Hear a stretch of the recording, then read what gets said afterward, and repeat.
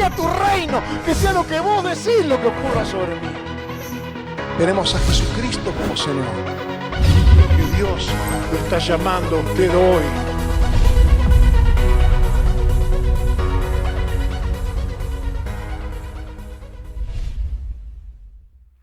Buenas noches, hermanos. Saludamos a los que están aquí presentes y a los que nos están siguiendo desde su casa.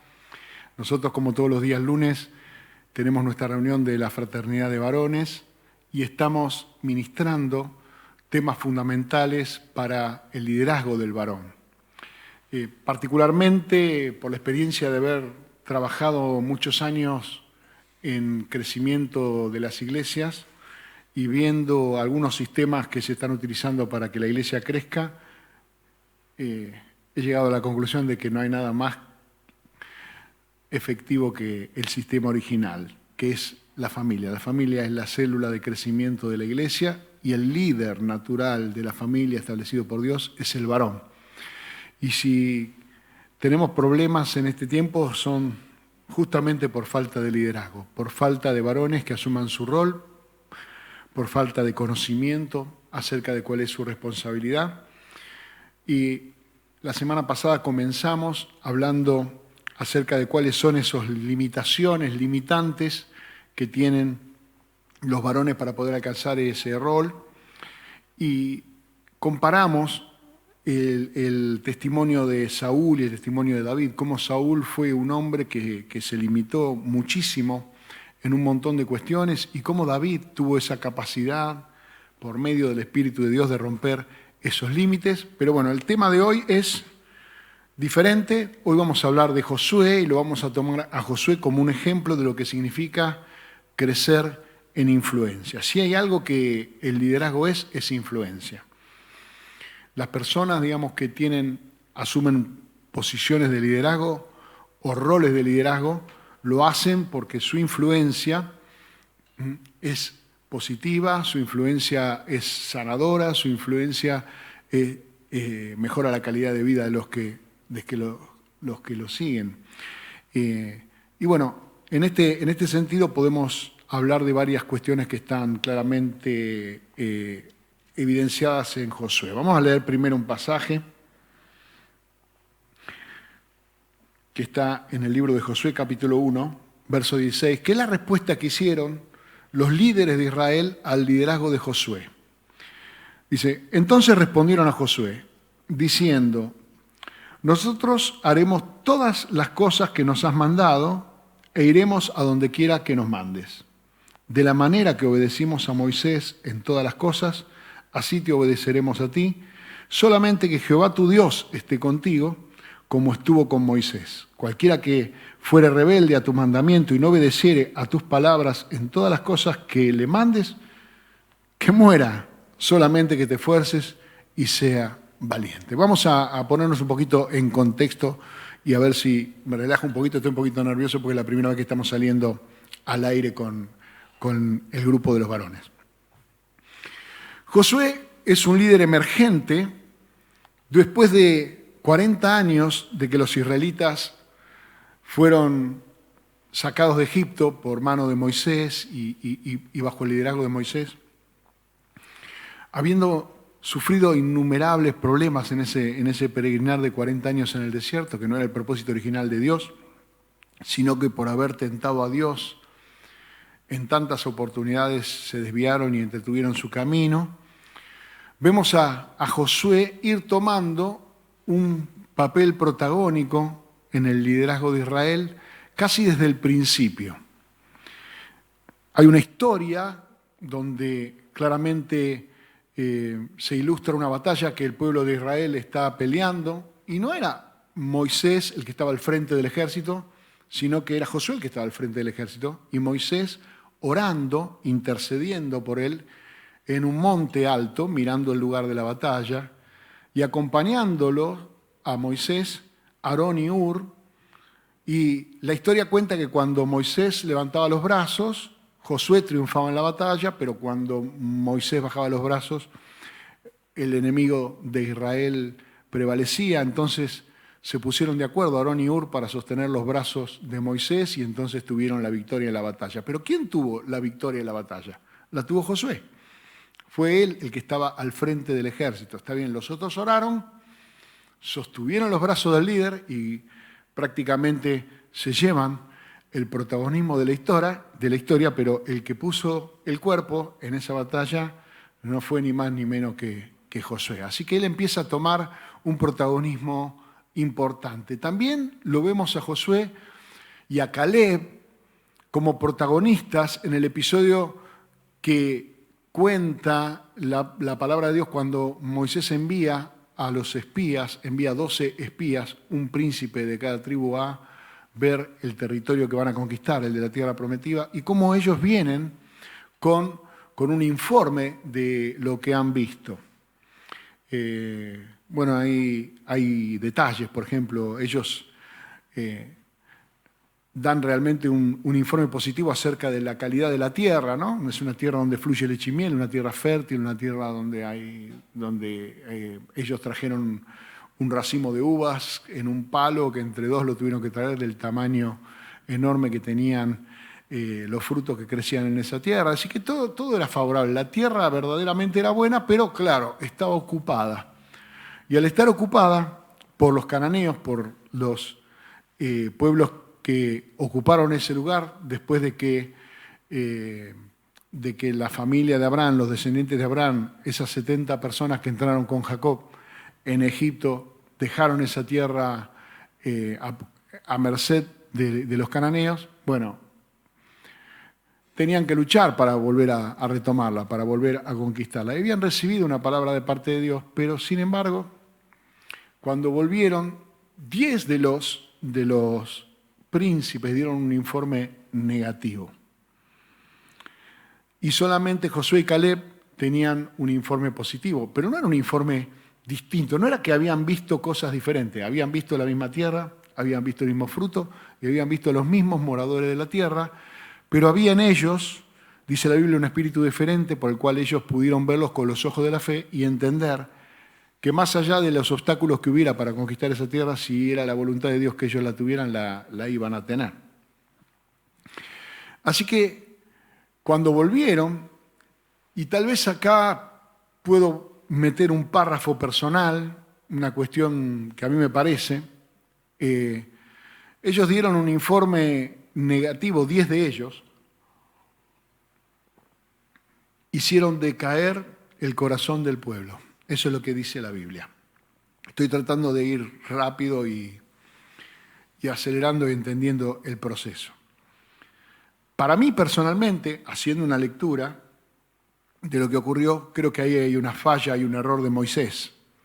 O sea, Moisés envió 2 espías y los 2 espías a él como líder debían darle información de lo que habían visto, pero no había ninguna necesidad de que esos 2 espías hablaran directamente con el pueblo, porque ellos hicieron decaer el corazón del pueblo. Y ahí, por ejemplo, podemos notar que Moisés cometió un error. Es muy importante que un líder sepa qué es lo que se debe comunicar y qué cosas son las que no se deben comunicar. No porque las cosas sean ciertas o no sean ciertas, sino porque las cosas sean para animar al pueblo o para desanimar al pueblo, porque claramente Josué y Caleb habían visto lo mismo que los demás, pero si Moisés hubiera elegido a Josué y a Caleb solamente para dar el informe, probablemente hubieran entrado en la tierra prometida 40 años antes, ¿no? Pero esto es una especulación contrafáctica, ¿no? Es una idea que se me ocurre a mí.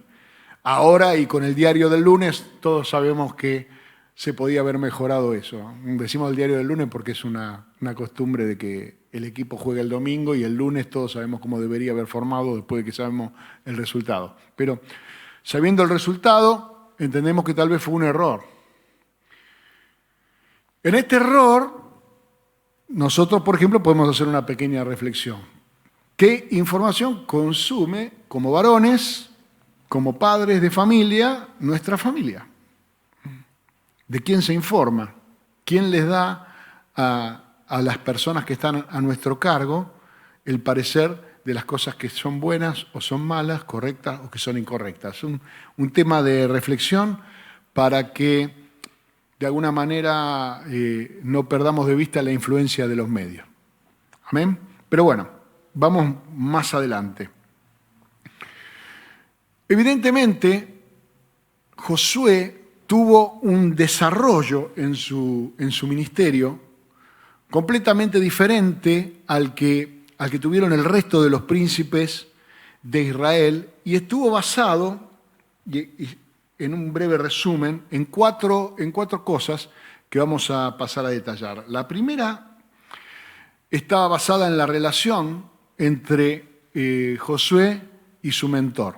La segunda en cómo él mantuvo constante su fe, cómo perseveró en su fe. La tercera, en cómo desarrolló, para poder estar al frente del pueblo, paciencia sin perder su integridad. Una de las cosas que suelen ser grandes tentaciones para los líderes, ¿no es cierto? A veces el líder cree que está teniendo paciencia, pero no retiene su integridad, entonces es seducido por darle el gusto a la gente. Pero bueno, no es el caso de Josué. Y por último, los fundamentos. Así que vamos a hacer un breve repaso, vamos a leer algunos pasajes. Por ejemplo, en Deuteronomio capítulo 31, en el verso 1 dice: fue Moisés y habló estas palabras a todo Israel, y le dijo: este día soy de edad de 120 años, no puedo más salir ni entrar. Además de esto, Jehová me ha dicho: no pasarás este Jordán. Jehová tu Dios, Él pasa delante de ti, Él destruirá estas naciones delante de ti y las heredarás. Josué será el que pasará delante de ti, como Jehová ha dicho. Y hará Jehová con ellos como hizo con Sehón y con Og, rey de los reyes de los amorreos, y con su tierra, a quienes destruyó. Y los entregará Jehová delante de vosotros, y haréis con ellos conforme a todo lo que os he mandado. Esforzaos y cobrad ánimo, no temáis, ni tengáis miedo de ellos, porque Jehová tu Dios es el que va contigo, no te dejará ni te desamparará. Y llamó Moisés a Josué y le dijo en presencia de todo Israel: esfuérzate y anímate, porque tú entrarás con este pueblo a la tierra que juró Jehová a sus padres que les daría, y tú se las harás heredar. Y Jehová va delante de ti, Él estará contigo, no te dejará ni te desamparará, no temas ni te intimides. Y un poquito más adelante, en el verso 23, le dice: y dio órdenes a Josué, hijo de Nun, y le dijo: esfuérzate y anímate, pues tú introducirás a los hijos de Israel en la tierra que les juré, y yo estaré contigo. Antes de que Josué asuma el liderazgo, en estos 40 años que los israelitas caminaron por el desierto, establecieron una relación. No sé, una relación de 40 años es una relación importante. A veces nosotros tenemos cierta desesperación en las iglesias de hermanos que quieren asumir un liderazgo en 6 meses después de haberse convertido, o en 1 año, o están esperando que le pase algo al pastor para tener un momento para predicar, que se vaya de vacaciones, en el mejor de los casos, ¿no es cierto? En el mejor de los casos. O que hagan más reuniones para que al tipo no le dé el cuero y entonces tenga que obligatoriamente hacer predicar a alguno de los que están en el banco esperando para entrar. Pero acá claramente vemos que no se puede formar un líder polenta mágica en 1 minuto. Se necesita mucho tiempo de caminar juntos 2 personas, no solamente para que esas 2 personas piensen parecido, porque tal vez es probable que pasen los años y en algunas cosas no piensen exactamente igual, o no se manejen exactamente igual. Pero en la esencia de los valores, en la esencia del orden de las prioridades, en el sentir o en el corazón en el cual uno analiza cuáles son las verdaderas cosas importantes, cuáles son aquellas que son superficiales, es ahí donde la influencia es fundamental. Es absolutamente fundamental. Y para que una persona pueda desarrollar un liderazgo, tiene que tener un mentor. Y ese mentor tiene que tener dotes de líder. Claramente Moisés fue un líder escogido por Dios.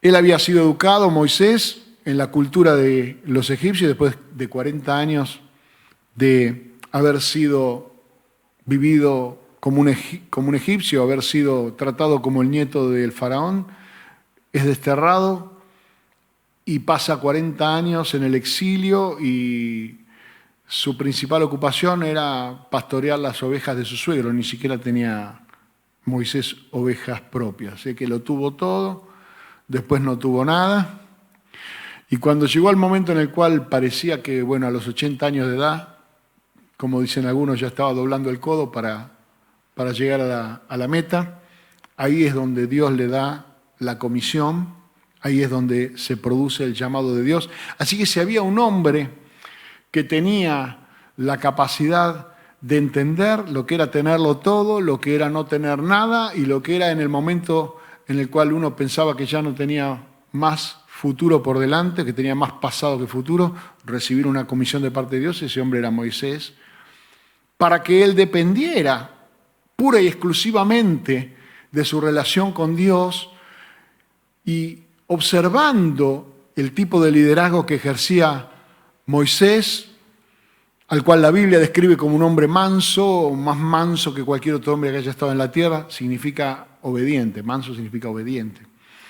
Un hombre que para cualquier decisión consultaba a Dios, se humillaba delante de Dios, que era capaz de tener largos periodos de ayuno y oración con tal de recibir las instrucciones correctas para el pueblo. Un hombre que ante la alternativa de que Dios destruya a ese pueblo rebelde y haga de él una nueva nación, se niega y por amor al pueblo le pide a Dios, prefiero ser yo el destruido y que el pueblo sobreviva para que la gente no diga, para que no se manche el testimonio de Dios diciendo, este es un Dios que sacó a la gente de Egipto para llevarla al desierto a morir.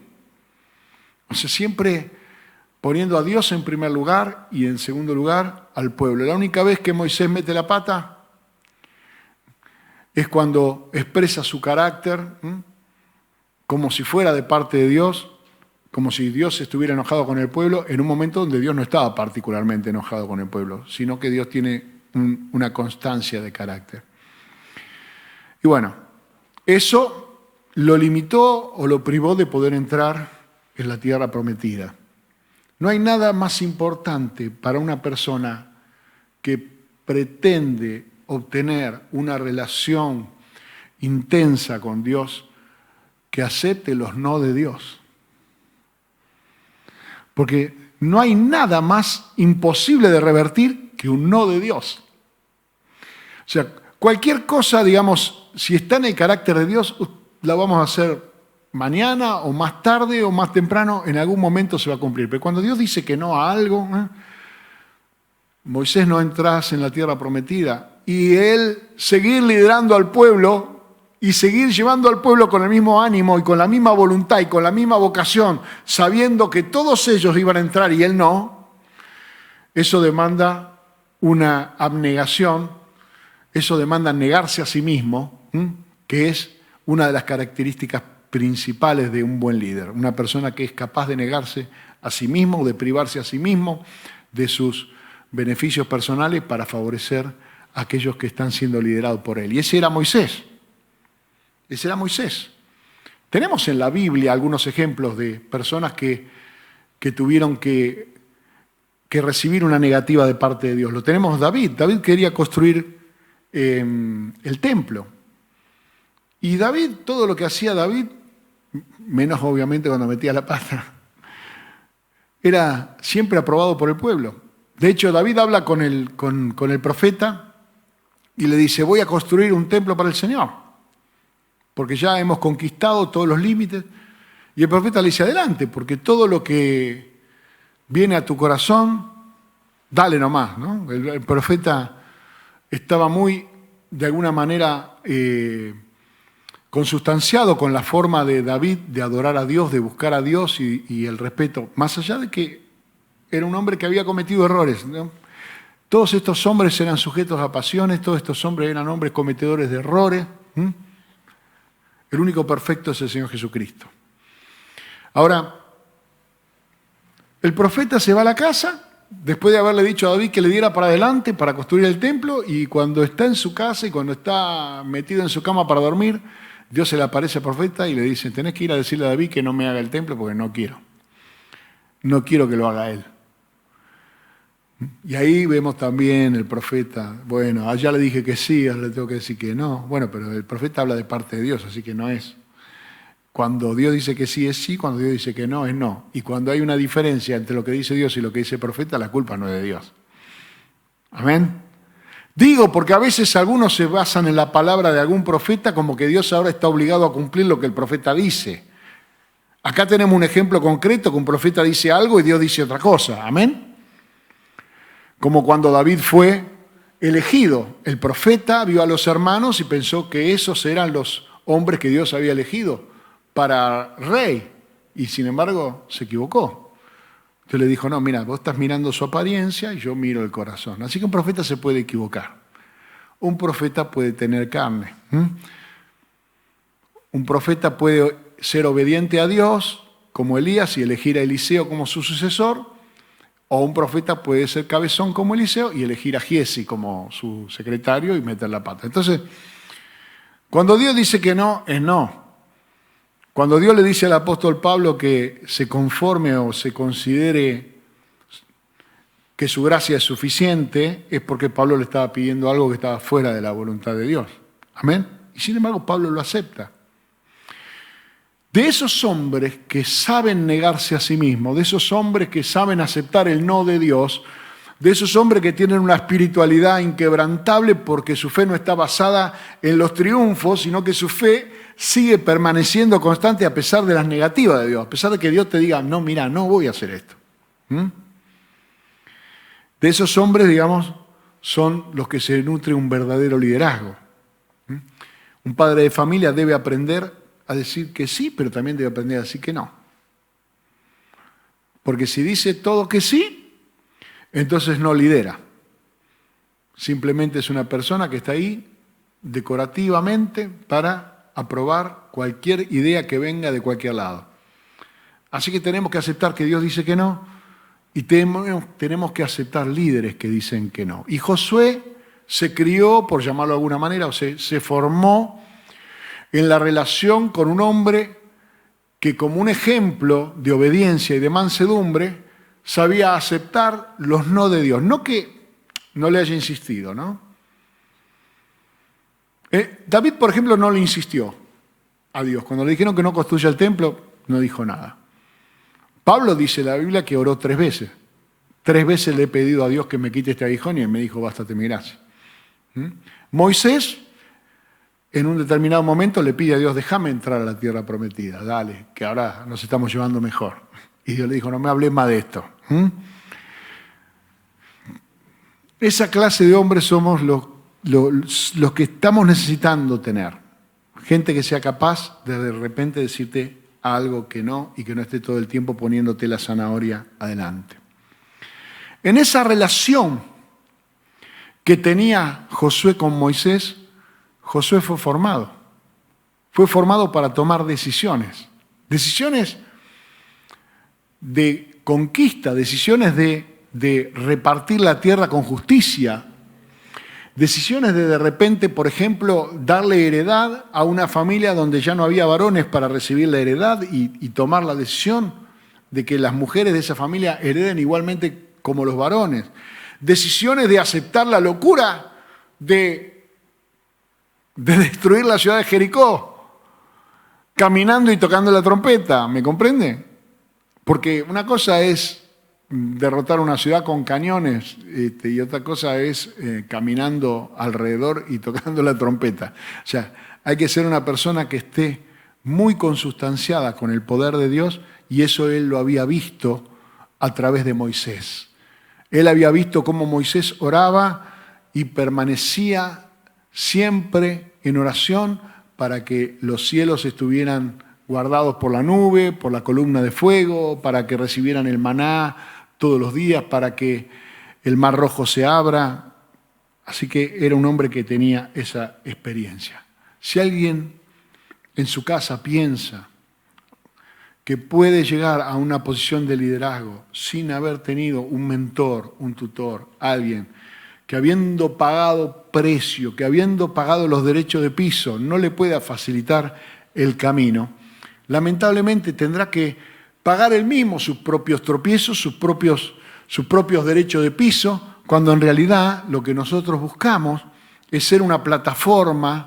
Las personas que estamos al frente de la obra de Dios, que estamos sirviendo a Dios, tenemos que ser los hombros sobre los cuales se van a parar nuestros hijos. Estoy hablando de nuestros hijos naturales, de nuestros hijos espirituales. Vamos a un caso concreto. Le voy a contar un caso personal.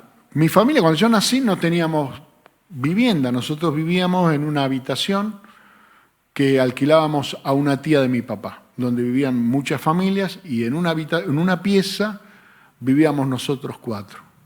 Así que yo tuve que pasar mi infancia durmiendo todos juntos en una habitación y pagué ese derecho de piso hasta que mi papá pudo, más adelante, con un terreno que le compró a mi abuelo, construir un lugar donde nosotros vivimos, y la casa estaba siempre en obra y no se terminaba nunca, y dormíamos al lado de la carretilla, y dormíamos al lado del tambor para hacer la mezcla, y para entrar y para salir caminábamos por un andamio. Eso se vivió durante un tiempo. Y yo pagué ese derecho de piso. La casa está terminada, está construida. ¿Qué voy a hacer? ¿Nace un hijo mío y destruyo la casa para que él viva mal como viví yo? ¿O aprovecha todo lo que hemos conseguido nosotros para él vivir mejor? O si yo, por ejemplo, no pude estudiar, entonces voy a obligar a mi hijo a que se gane la vida sin estudiar porque quiero que él pase por lo mismo que pasé. No hacemos eso. No tenemos esa crueldad. Jesús dijo, nosotros siendo malos sabemos dar buenas dádivas a nuestros hijos.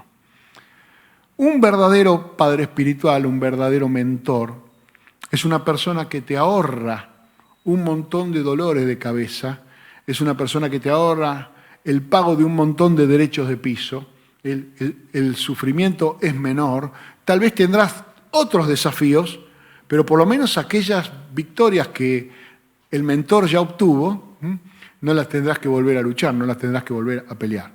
Y creo que Josué entendió claramente esto y recibió de parte de Moisés esa paternidad. De hecho, hasta el nombre Josué se lo puso Moisés. Josué, que significa Salvador, tiene la misma raíz que José y que Jesús. Segundo, muchas veces nosotros tenemos una convicción muy fuerte de que hay algo que debe ser hecho, porque lo hemos recibido de parte de Dios, pero el tema es que a veces el tiempo transcurre para ver si esa decisión que nosotros tomamos, y muchas veces Dios permite que ocurra esto, es tan firme como algo que ha sido escuchado directamente de la boca de Dios. Porque la fe es por el oír. Así que si yo caprichosamente quiero creer en algo que Dios no dijo, bueno, eso no es fe. Eso es una jactancia, una presunción, un capricho, como quieran llamarlo.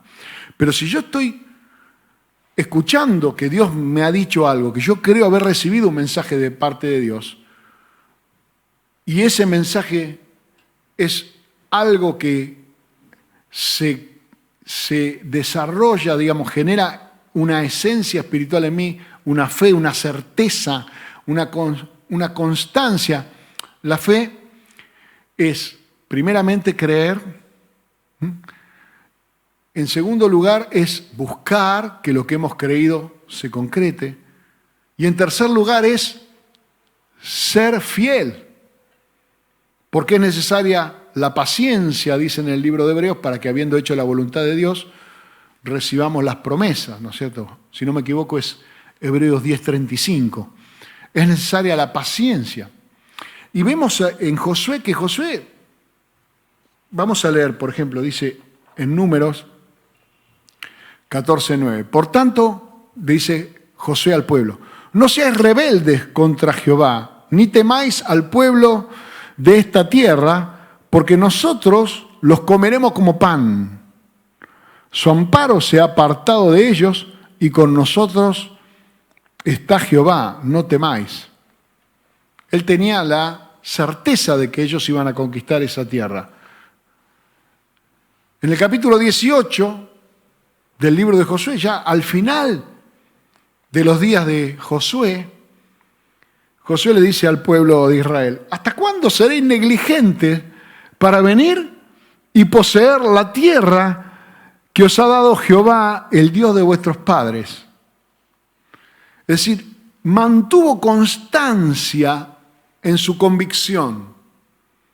Una persona crece en influencia en la medida que no es veleta, que no va para donde apunta el viento, porque si un día está de moda esto y mañana está de moda otra cosa y después se pone de moda otra cosa, la gente no sabe para dónde seguirlo. Uno lo ve inclusive en la iglesia, cómo las modas van haciendo cambiar el estilo de mensaje y lo que se predica en la iglesia. Y de repente está de moda la sanidad interior y están todos haciendo sanidad interior. O de repente viene una oleada de prosperidad y todos predican prosperidad. O de repente está de moda alguna otra cosa. Y los pastores tratan de, para que la gente no se le vaya a otra iglesia, ¿no es cierto? O sea, acá tenemos lo mismo que tienen allá. Cuando en realidad lo importante es mantener la esencia del mensaje y creer las mismas cosas. Creer que el Señor es el alfa y el omega, el principio y el fin de todas las cosas. Predicar el evangelio de Jesucristo, mantener a la familia creyendo en que toda buena dádiva y todo don perfecto proviene de Dios y que solamente nuestra esperanza está fundamentada en el Señor Jesucristo y en nadie más. Y que cualquier cosa que le pedimos al Padre en el nombre de Jesús, Él nos la da. La esencia de nuestro mensaje es nuestra relación con Jesús. Y esa constancia se tiene que ver a lo largo de nuestra vida. No que seguimos de un lado para el otro tratando de adaptarnos para obtener un resultado más sencillo. Muchas veces las cosas no son tan sencillas.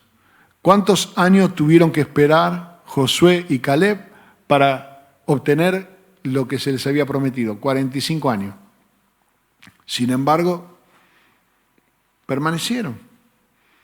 Y cuando llegó el momento, cuando llegó la oportunidad, ellos tenían una fe tan constante y tan firme como la que tenían en su juventud. Tenían la misma fe a los 40 que a los 80. Y cuando, muchos años después, en este capítulo 18 que estamos leyendo del libro de Josué, vemos que Josué era un viejito, Imagínense un viejito, un ancianito, un abuelito, que está hablando con los hijos, que está hablando con los nietos, a los que él le predicó de Jesucristo hace 40 años, hace 45 años atrás, y les sigue diciendo, sigan confiando en el Señor. Yo veo ese ejemplo de mi papá, con sus 90 años. Él nos sigue hablando las mismas cosas que nos hablaba cuando éramos chicos.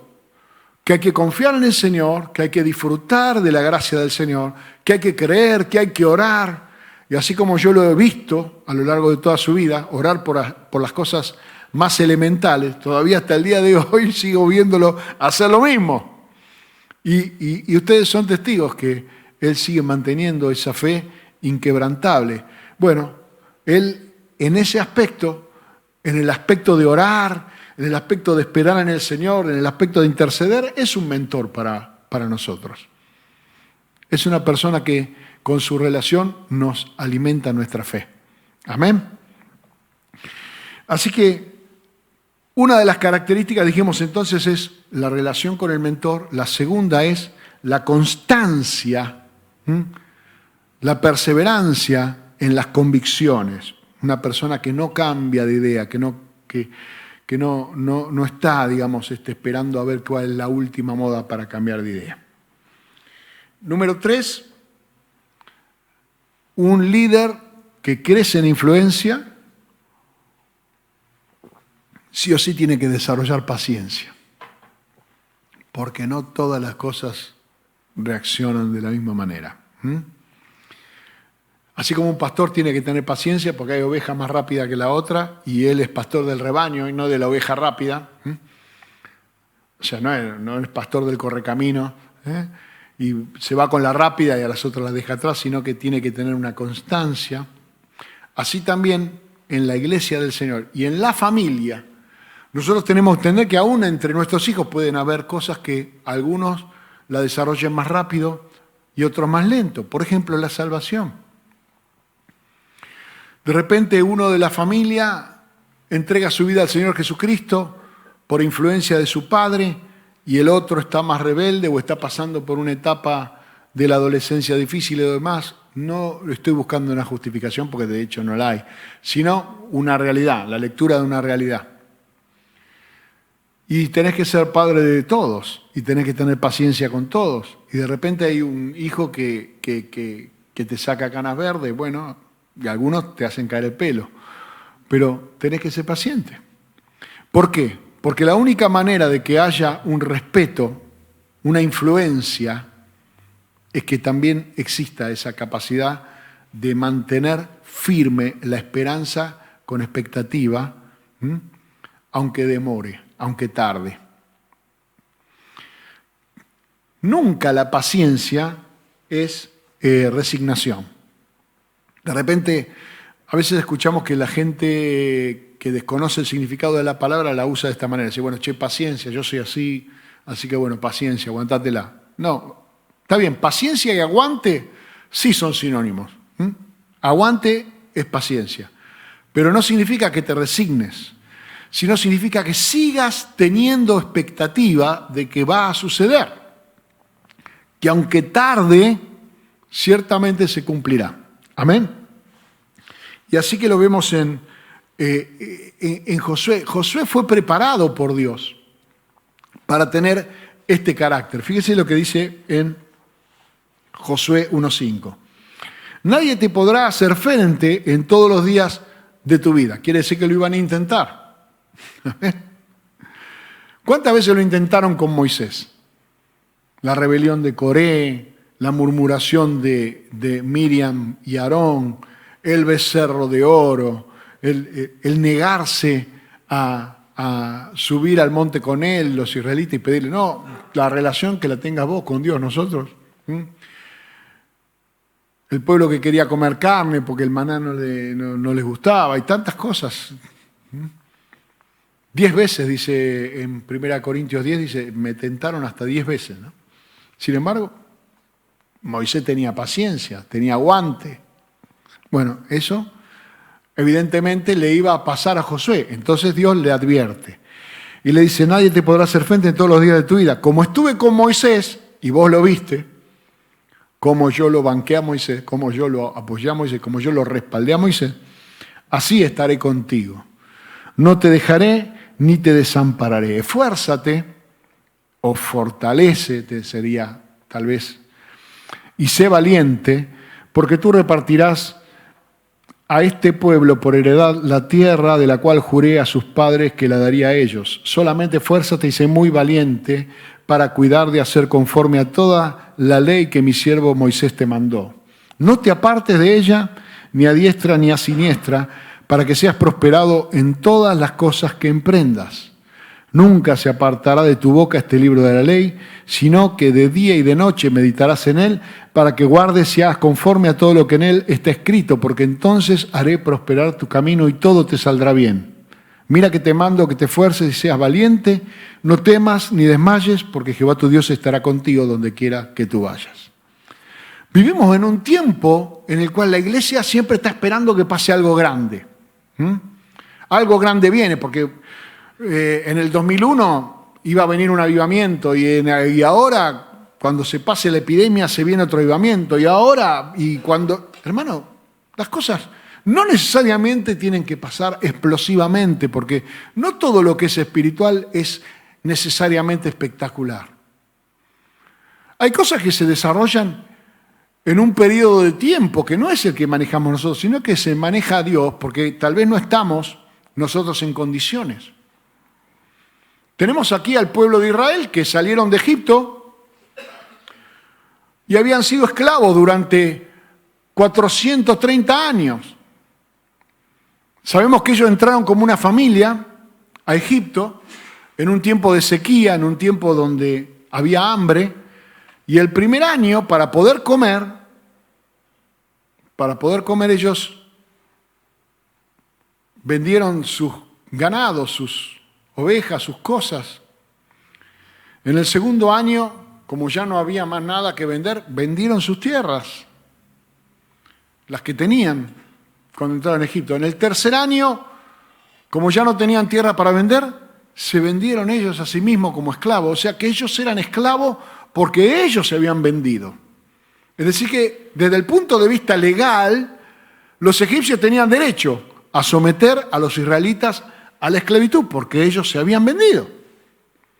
Pero también desde el punto de vista legal fue José el que enriqueció a los egipcios, así que cuando Dios los retira, los saca de Egipto, dice en el Salmo, los sacó con plata y oro y no hubo entre ellos enfermos, así que los sacó sanos y los sacó ricos, con ganado, con todas las necesidades como para ir y poblar una tierra que le había sido prometida maravillosamente. Van a habitar en casas que ustedes no edificaron, van a cosechar campos que ustedes no sembraron. Mire, la única manera que eso ocurra es porque vos llegás y el que está ahí se fue. Y si no se fue, vos lo sacaste. Pero los israelitas no creyeron y estuvieron 40 años por esa incredulidad entretenidos en el desierto. Y todos los que salieron de Egipto, menos Josué, Caleb y los huesos de José que se llevaron a la tierra prometida, todos los demás murieron en el desierto. Hay que mantener la integridad y la paciencia a lo largo de un tiempo donde uno no ve fruto.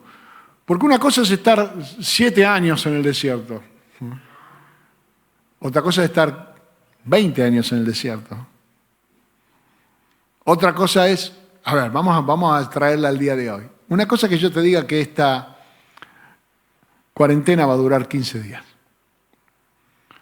Otra cosa es que yo te diga que esta cuarentena va a durar 40 días. Y otra cosa muy distinta es que yo te repita lo que dijeron en China, que si todo el sistema de salud mundial se pone de acuerdo, la epidemia termina en junio. Y para junio faltan 3 meses.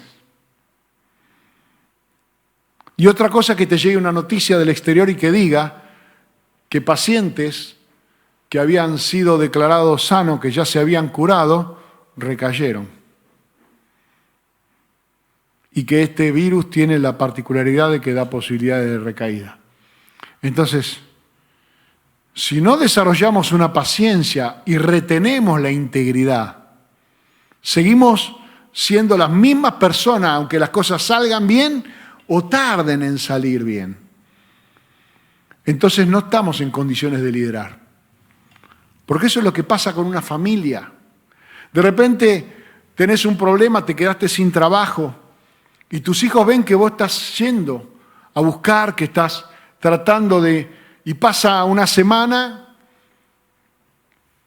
y seguís saliendo y pasan 15 días y seguís saliendo a buscar y pasa un mes y no conseguís trabajo. Pero qué triste si te ven que vos bajás los brazos y decís, bueno, la verdad que no hay trabajo para mí. Van a tener que salir ustedes, chicos, a trabajar, Vayan a limpiar parabrisas al semáforo. Es triste, hermano, ninguno de nosotros quisiera que eso nos pase. Al contrario, cuando vemos a esos chicos quisiéramos adoptarlo a todos. Pero a veces es una realidad. No todo el mundo tiene la integridad, retiene la integridad ante la adversidad y tiene la paciencia de permanecer hasta que llegue el momento en aquello en lo que vos sos bueno, dé su fruto. Tenés que creer mucho en vos mismo, mucho, en que Dios te está llamando a hacer algo. A veces un pastor empieza un ministerio y tiene 2 personas. Yo recuerdo cuando nosotros empezamos en un saloncito que estaba en un primer piso de la calle Nogoyá y Helguera, que tal vez un domingo estaban mis hijas y mi esposa. Solamente. Ni músicos, ni predicadores, ni quien levantara la ofrenda, ni nada de eso. Entonces tendría que agarrar la guitarra, cantar alabanzas al Señor, predicar el Evangelio. Obviamente la ofrenda por mi familia la daba yo. Pero si yo no estoy convencido, no estoy seguro que la palabra que recibí de parte del Señor es firme, era el momento ideal para aceptar cualquiera de las otras invitaciones que yo había recibido para irme a congregar a un montón de lugares. Con posiciones privilegiadas, claramente, con posiciones privilegiadas. Porque en el año 2005, cuando comenzamos este ministerio, y yo llevaba de pastor como 17 años, una cosa así, o 18. Sin embargo, uno tiene que permanecer en la paciencia. A su tiempo la ficha va a caer, a su tiempo los hermanos van a entender, la gente que es escogida por Dios va a venir. El padre de familia debe pensar en sus hijos de esta manera: voy a esperarlo, voy a seguir insistiendo, voy a seguir hablando con él, voy a seguir orando, voy a seguir ayunando, voy a seguir sosteniéndolo todo lo que sea posible, todo lo que esté a mi alcance, porque sigo creyendo en la palabra de que Dios me salvará a mí y a mi casa. Sigo creyendo en la autoridad que recibí de parte de Dios, de que si yo intercedo por mis hijos, como dice en Isaías capítulo 49, el botín será quitado del valiente y mi pleito Dios lo peleará y Él salvará a mis hijos.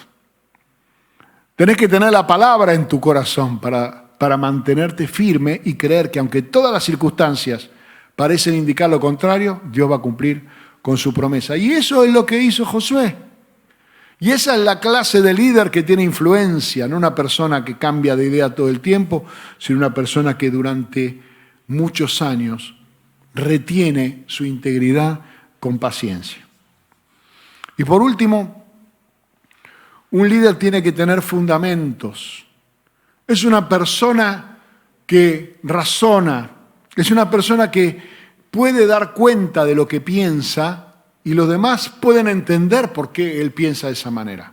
No es una cuestión caprichosa, no es una cuestión de esto es lo que a mí me parece que tiene que ser, sino que se esfuerza por tener fundamentos y por demostrar con su vida principalmente que aquellas cosas que él está enseñando y que él está predicando son las mismas que vive. Miren, no hay nada más horrible que esas personas que tienen dos caras, que hacen una cosa y dicen otra. O que en la plataforma dicen algo y después cuando lo ves en la calle hacen una cosa completamente distinta. O que en los lugares donde son presionados se comportan como Pedro, ¿no? En el aposento alto él dijo: aunque todos te abandonen, yo nunca te voy a abandonar. Pero en el patio de Caifás lo negó 3 veces. En su inmadurez, no es que nosotros seamos mejores que él, no. Somos peores que él, claramente. Por algo él es el apóstol del Señor. Pero nosotros vemos esas debilidades humanas para que tengamos este ejemplo y entendamos que debemos tomar decisiones que estén fundamentadas. Dice ahí en el libro de Proverbios que los conejos son una raza débil, pero sin embargo ponen su casa en la roca. Quiere decir que edifican el lugar seguro. ¿A qué compararé esta generación? Dijo Jesús. Dijo: el que escucha mi palabra y la pone por obra es un hombre que edificó en la roca. Y cuando vino la tempestad y cuando vino la lluvia, cuando vinieron las tormentas, su casa permaneció firme. Pero el que escucha mi palabra y no la pone por obra, es decir, no se fundamenta en mi palabra, es como el que edifica en la arena. Cuando venga la lluvia, la tormenta y demás, su ruina será grande. Josué estaba completamente convencido de que Dios estaba con él, porque Dios se lo había dicho y de que lo que Dios había dicho se iba a cumplir. Dice ahí en Josué 23:3, y vosotros sois testigos, habéis visto lo que Jehová vuestro Dios ha hecho con todas estas naciones por vuestra causa, porque Jehová vuestro Dios es quien ha peleado por vosotros. Mi vida tuvo un objetivo, conquistar la tierra y repartirla por heredad. Y ustedes son testigos que lo que yo les vengo diciendo hace 40 años es lo que se ha cumplido la voluntad del Señor. Ustedes son mi testimonio de que esto tenía un fundamento, de que yo no estaba basado en una ilusión o en un capricho personal. A veces hasta las familias se constituyen por un capricho personal. Por eso hay a veces tanto divorcio y tanta separación, porque fue una cuestión pasional, fue una cuestión del momento, pero no estaba bien fundamentada. Entonces cuando pasa el tiempo y se nos acabó el amor y tanta cosa. O de repente un padre dice, no, yo quiero tener 5 hijos. Bueno, hermano, prepárate para bancar 5 hijos. Prepárate, fundamentate para sostener 5 hijos. Porque 5 hijos no comen igual que 1, ni igual que 2, ni igual que 3, ni igual que 4. Hay que tener fundamento para las decisiones que uno toma. Y el fundamento es lo que le da solidez y es lo que le da a nuestro liderazgo el sustento para poder mantenerse en el tiempo y dejar un legado. Josué dejó una generación. Después hubo una generación que no conoció a Josué y que se desvió. Pero la primera generación, la generación de Josué, fue una generación de conquistadores. Así que dijimos entonces 4 fundamentos para ir redondeando. Uno es relación con tu mentor. ¿Cómo está la relación con tu pastor? ¿Tu pastor te conoce? ¿Sabes? ¿Pediste una reunión para hablar con él? ¿Estás orando por tu pastor? ¿Tu pastor está orando por vos? Es muy importante eso, una relación con tu mentor. Si querés ser un líder, varón, líder de tu casa, líder en tu trabajo, en cualquier lugar donde Dios te haya puesto. ¿Cómo es tu constancia? ¿Sos una persona firme, constante o sos una persona voluble que cambia de idea todo el tiempo? Hay personas que sí, que cualquier bondi les lleva bien. O sea, cualquier propuesta que le hacen le parece buena. Y hoy quieren ser misioneros en África y mañana quieren tocar la batería en Afganistán. O sea, no tienen una constancia clara, no hacen un propósito firme. Es una de las características de un hombre que está en amistad con Dios, que toma una determinación y esa determinación le queda firme. Tercero, son personas que mantienen la paciencia y la integridad a pesar de que las circunstancias no estén indicando que las cosas están bien. Aunque todos los indicadores del tablero den mal, mantienen con paciencia la integridad y no cambian de idea. ¿Por qué? Porque, número 4, son personas que tienen fundamento. Están basados en una promesa firme de parte de Dios. Y bueno, para terminar quiero hablar de 5 mitos, muy cortito, que no tienen nada que ver con el liderazgo, que a veces la gente confunde el liderazgo. Por ejemplo, a veces la gente confunde el liderazgo con ser jefe. Josué rompe ese mito, porque Josué no fue jefe, Josué fue un conquistador. Él estaba al frente en la batalla. No era un tipo, ustedes vayan y hagan lo que yo digo, no, él estaba al frente en la batalla, él le ponía el cuero a la batalla. Así que liderazgo no es ser jefe, liderazgo es una persona que está involucrada en los mismos objetivos. Segundo, para ser líder no es necesario ser empresario. Puede ser que un empresario sea líder, pero no necesariamente un empresario sea líder. Porque la empresa tiene un objetivo que es ganar, que es el beneficio. Y no vemos a Josué sacar ventaja de su liderazgo, hacer negocio con su liderazgo y recibir más que cualquiera de los otros. O sea, él no era un empresario, no estaba ahí por la transacción, él no estaba ahí haciendo un negocio.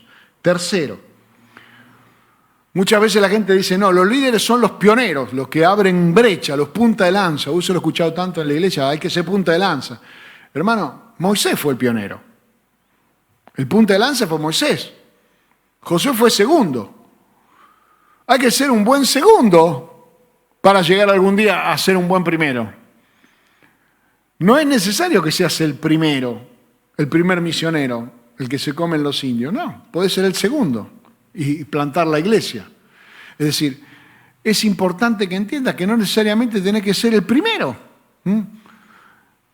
Ah, sí, porque yo soy el primero y eso es lo que me da a mí el derecho. Mira, hermano, puede dártelo por un momento, pero cuando Dios levanta verdaderos líderes, la gente sigue a los verdaderos líderes, aunque no sean los primeros. Cuarto, tampoco es necesario que una persona sea un experto para ser un líder, ni que tampoco el ser un experto o tener conocimientos te dé automáticamente la capacidad de liderazgo. ¿Por qué? Eran 12 los que recorrieron la tierra y eran 12 los que tenían el mismo conocimiento, la misma sabiduría que tenía Josué. Todos habían entendido lo mismo, pero hubo 2 que fueron diferentes. Así que el conocimiento no te hace líder, sino la fe que tengas y la convicción que tengas. Y por último, la posición. Dice, no, yo cuando esté en tu posición, entonces ahí sí se va a manifestar cuáles son mis condiciones de líder o mis dotes de liderazgo. No es cierto. Josué demostró ser un líder antes. Mientras Moisés dirigía a Israel, Josué ya demostraba en su carácter su llamado al liderazgo cuando llevaba al ejército a las batallas. Uno diría, bueno, tal vez en una tarea secundaria, porque ahí los protagonistas eran Moisés, Aarón y Hur, sosteniéndole los brazos. No, pero el que ponía el cuero era Josué. Y el que dio el informe positivo fue Josué cuando vinieron de recorrer la tierra. Así que 5 cosas que no implican liderazgo. Ni ser jefe, ni ser empresario. No negocies con tu familia. Ni ser el pionero, o ser el mayor, el más grande, el más viejo, como quieras llamarlo. Ni ser un experto, yo soy el que más sé, así que me tienen que dar la manija a mí. Tal vez puede ocurrir eso. Ocurrió con el caso de José en Egipto, donde el faraón dijo, ¿dónde vamos a conseguir un hombre mejor que este para que administre? Si él tiene la interpretación a través del Espíritu de Dios, dejemos lo que administre él. Pero no necesariamente tiene que ser así. Puede ser que el experto sea un consejero.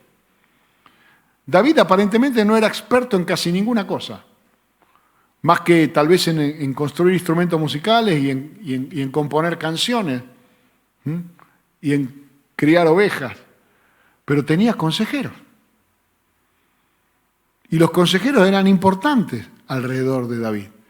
Y la Biblia dice que donde no hay consejo, donde no hay consejeros, no hay sabiduría.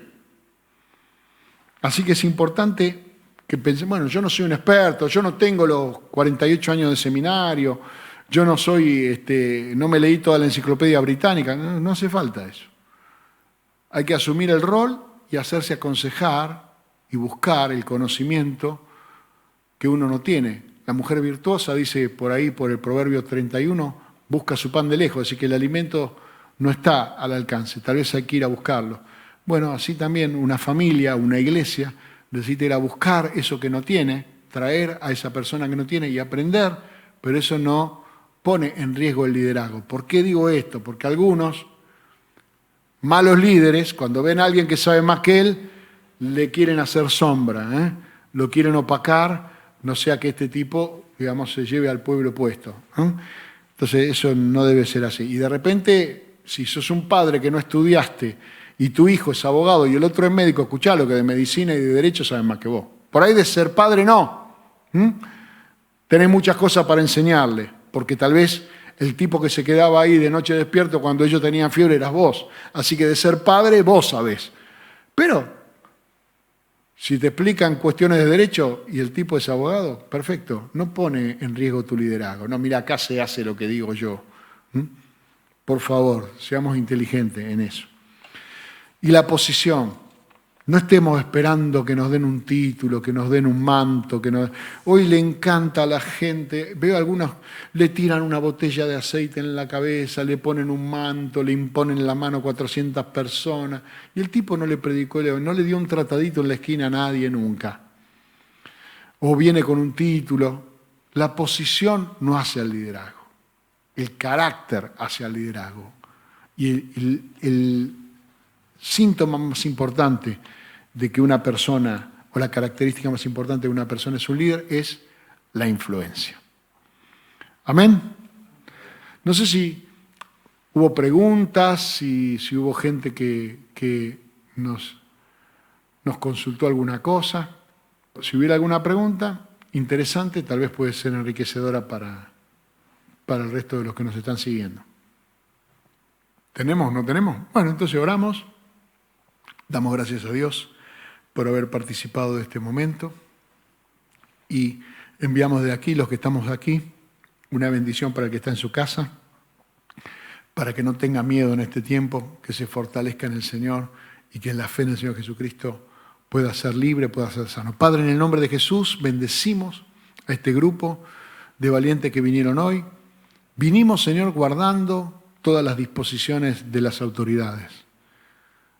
Nos hemos mantenido en obediencia. Pero también, Señor, ministramos esta palabra para los que están en su casa, para que reciban en el nombre de Jesús, de tu poder, de tu gracia, sanidad, libertad y bendición. Y puedan adquirir, Señor, por medio de tu Espíritu, estos principios y estos valores para tomar autoridad como varones de Dios en sus familias, liderar sus familias, que es la célula mínima en la cual se compone la iglesia. Padre, en el nombre de Jesús, y tengamos, Señor, ese avivamiento que comience en las familias, ese avivamiento que comience en las casas, buscando a Dios en familia, orando a Dios, alabando, escuchando tu palabra y adorando al Señor en privado, para que después, cuando nos congreguemos y cuando estemos aquí, cada uno traiga su cuota de poder, su cuota de unción, su gracia y su conocimiento de Dios, y la iglesia sea edificada y enriquecida. Bendice, Señor, cada familia. Bendice, Señor, esta ciudad de Buenos Aires. Bendice esta nación, Argentina, y hasta donde llegue esta palabra, Padre, en cualquier lugar del mundo donde nos estén siguiendo y escuchando, llegue tu bendición, que es la que enriquece y no añade tristeza. En el nombre de Jesús. Amén. Amén. Dios le bendiga mucho. Muchísimas gracias.